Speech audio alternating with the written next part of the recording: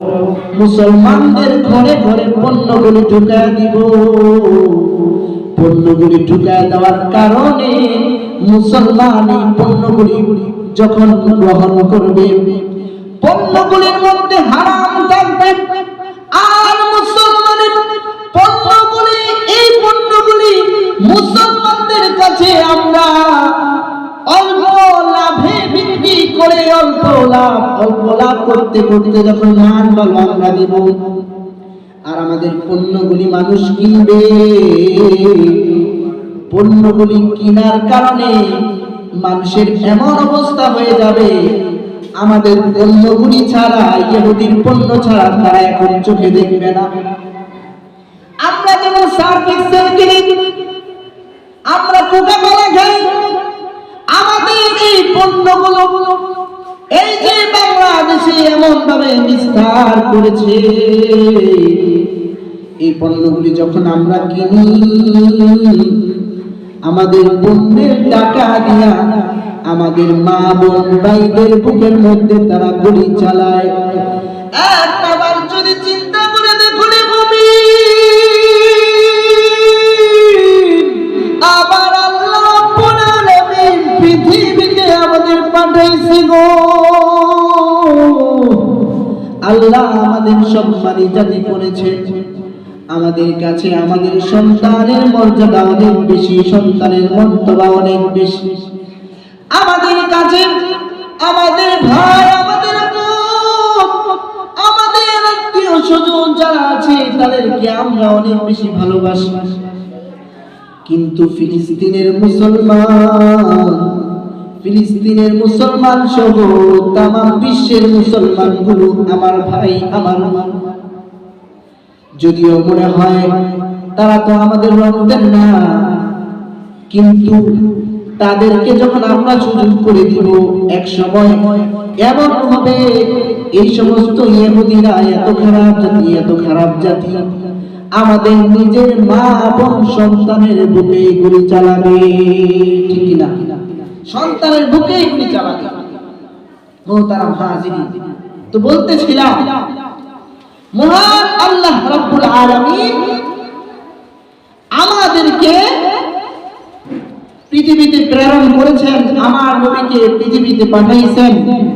তো আমার নবীকে পাঠানোর পরে আমার নবী, আমার আল্লাহ ঘোষণা দিয়েছেন, নবী যখনই আপনি সৎ কাজের আদেশ, অসৎ কাজের নিষেধ করতে যাবেন, তখনই আপনার শত্রু বের হয়ে যাবে, তখনই মানুষ আপনার শত্রু হয়ে যাবে। ভাই, আমার নবীর শত্রু মানুষ হয়েছে যারা নবীকে আল আমিন উপাধি দিয়েছে। এই মানুষগুলো নবী যখন কালিমার দাওয়াত দেয়, নবী যখন সৎ কাজের আদেশ দেয়, তোমরা অন্যায় করো না, অপরের মাল বক্ষণ কইরো না, ইতিমের মাল বক্ষণ কইরো না, অন্যায় অপরাধের কাজগুলি তোমরা কইরো না, তোমরা সুদ খায়ো না, ঘুষ খায়ো না, জিনা কইরো না, ব্যভিচার কইরো না, অন্যায় অপরাধের কাজ থেকে বিরত থাকবে। তোমরা অপরের জায়গা জমি ক্ষমতা দিয়া অপরের জায়গা জমি ভোগ দখল করে খেও না। আবু জাহেল, উতবা, শাইবা সহ সবার ভিতরে শুরু হয়ে গেছে। মুহাম্মদ তো এখন আমাদের কর্তৃত্বের উপরে ক্ষমতা খাটানো শুরু করে দিয়েছে। আমার নবী সবাই মিলে শুরু করে দিয়েছে, মুহাম্মদ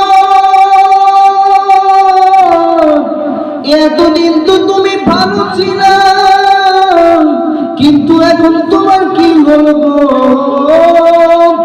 তুমি এখন আমাদের কর্তৃত্বের উপরে, আমাদের ক্ষমতার উপরে হাত দেওয়া শুরু করে দিয়েছো। সুতরাং ও মুহাম্মদ, তোমাকে এখন মানা যাবে না। আল্লাহর বিশ্ব নবী যখন দ্বীনের দাওয়াত, ইসলামের দাওয়াত দেওয়া শুরু করে দিয়েছে, মানুষগুলো এই যে আবু লাহাবের স্ত্রী বের হয়ে গিয়েছে, ঘরে ঘরে গিয়ে আশেপাশে মক্কার মধ্যে দৌড়ে দৌড়ে সব জায়গায় গিয়ে খবর রটায়া দিচ্ছে। আরে মুহাম্মদ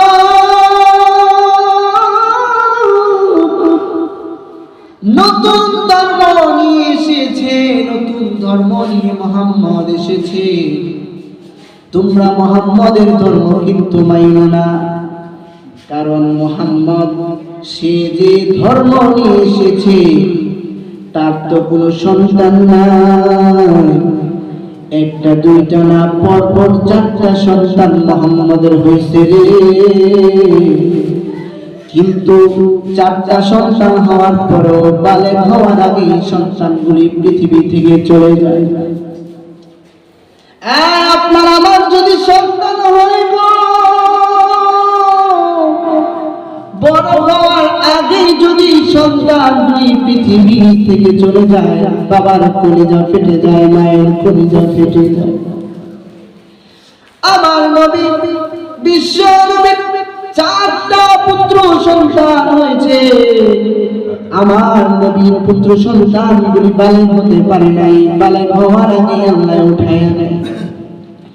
এবার উম্মে জামিল আবু লাহাবের স্ত্রী বের হয়ে গেছে।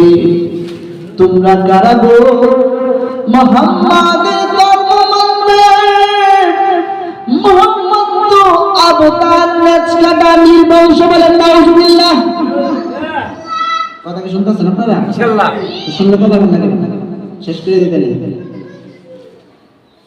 মুহাম্মদ তো নির্বংশ, মুহাম্মদ তো লেজকাটা, মুহাম্মদের কোনো বংশ নাই, সে তো আবতার। উম্মে জামিলা গিয়া মক্কার সব মানুষগুলির কাছে গিয়ে এইসব কথা বলে মক্কার মানুষগুলিকে বিভ্রান্ত শুরু করে দিয়েছে। আমার নবীর কানে শব্দ এসেছে, উম্মে জামিল বের হয়ে মানুষের ঘরে ঘরে গিয়ে আপনার নামে বদনাম করছে। আপনারা কি লেজকাটা, আপনারা কি নির্বংশ। নবীজি এমন কষ্ট পাইছে গো, আমার আপনার নবী বাইতুল্লাহর সাথে পিঠা লাগাইয়া নবীজি চোখের পানি ফেলে দিয়া কান্দে বাড়ি। এর মালিক, আপনার কাছে আমার কোনো কিছু চাওয়া নাই গো, আপনার কাছে আমার কোনো কিছু পাওয়া নাই, আপনার কাছে কোনো কিছু আমি চাই না। এই যে উম্মে জামিল আমার নামে মানুষের কাছে গিয়ে কুচ্ছাড়া দেয়, আমি নাকি নির্বংশ। ও গো আল্লাহ, জন্মের আগে আমার বাবার তুমি নিয়ে গেছো গো, জন্মের পরেই আমার মাকে 2 বছর বয়সে তুমি নিয়ে গেছো।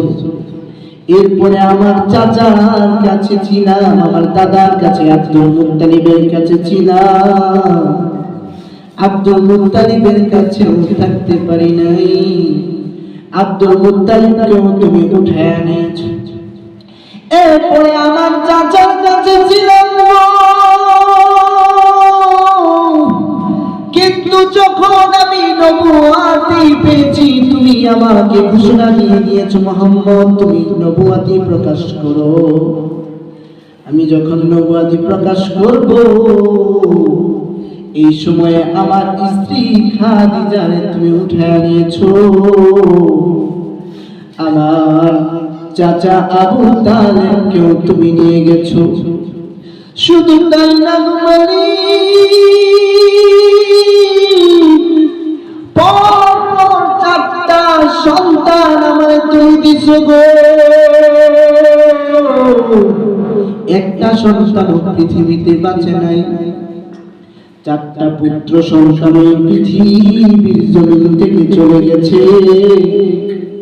ওগো মালিক, এখন তো আমার আর কেউ অবশিষ্ট নাই, তারা লেজকাটা বলে, তারা আমাকে অবতার বলে, নির্বংশ বলে। আল্লাহ রাব্বুল আলামিন বলেন, বন্ধু আপনি টেনশন করলেন না গো, লা তাখাফ ওয়া লা তাহজান, নবী গো আপনি চিন্তা করেন না, টেনশন করেন না, আমি আল্লাহ আপনার পুত্র সন্তান দিছি। কেন দিছি? এটার কারণ আছে গো নবী। কেন যে পুত্র সন্তান গুলি আমি নিয়ে নিছি? কারণ আমি আল্লাহ সকল নবীর উপরে আপনার সম্মান দিতে চাই। সকল নবী শ্রেষ্ঠ নবী বানাইয়া, সকল উম্মতের জন্য শ্রেষ্ঠ নবী বানাইয়া আমি আপনি নবীকে কিয়ামতের ময়দানে সবার জন্য আমি আল্লাহ আপনাকে সবার জন্য রাহমাতুল লিল আলামিন বানাবো। সুবহানাল্লাহ। আমি আল্লাহ আপনাকে রাহমাতুল লিল আলামিন বানাবো নবী। আপনি বলতে পারেন আমার পরপর 4টা সন্তান নিয়ে গিয়েছো, আমার তো সন্তান পৃথিবীতে নাই। আপনি চিন্তা করেন না নবী, আমি যে 4টা সন্তান নিয়ে নিছি, কেন নিছি জানেননি? আমি যদি তাদেরকে উঠায় না নিতাম, নবীরা পৃথিবীর জমিনে ছিল, নবীদের সন্তান যখন বালেগ হয়ে গেছে তখন তাদের উপরে নবুয়তি আমি আল্লাহ দিয়ে দিয়েছি। এখন যখন আপনার সন্তান হবে, আপনি তো শেষ নবী, শ্রেষ্ঠ নবী, সর্বশ্রেষ্ঠ নবী, আপনি তো খাতামুন নবীন, আপনার পরে নবী নাই। নবী গো, এই মুহূর্তে যদি আমি আল্লাহ আপনার সন্তানদেরকে হায়াত দিয়ে দেই, আপনার সন্তানরা যদি বালেগ হয়ে যায়, আমি আল্লাহর উপর ওয়াজিব হয়ে যাইবে গো, আমি আল্লাহ আপনার সন্তানদেরকে নবুয়তি দিতে হবে। আর আপনার পরে যদি কাউরে নবুয়তি দেয়, অন্যান্য নবীদের সাথে আপনার সম্মান থাকবে না, মর্যাদা থাকবে না। এই জন্য আমি আল্লাহ ওই সমস্ত নবীর সমকক্ষ যেন না হতে পারে, তাদের সাথে সমান যেন না হতে পারে, এই জন্য আপনার সন্তানকে উঠায় নিছি। সুতরাং আপনি শুনেন, আপনি আপনার এই সন্তানের জন্য চোখের পানি ফেলায় কান্দেন, তারা আপনার অবতার বলে গালি দেয়, নির্বংশ বলে গালি দেয়। নবী গো, আপনারে আমি এমন সম্মান দিব, এমন মর্যাদা আমি আল্লাহ আপনারে দিব, তামাম পৃথিবীর মধ্যে আপনার লক্ষ কোটি রূহানি সন্তান তৈরি হবে। আল্লাহু আকবার। লক্ষ কোটি রূহানি সন্তান আপনার পৃথিবীতে থাকবে। ঠিক তো আমরা দেখতে পাই, আমরা কিন্তু আমাদের ইসলাম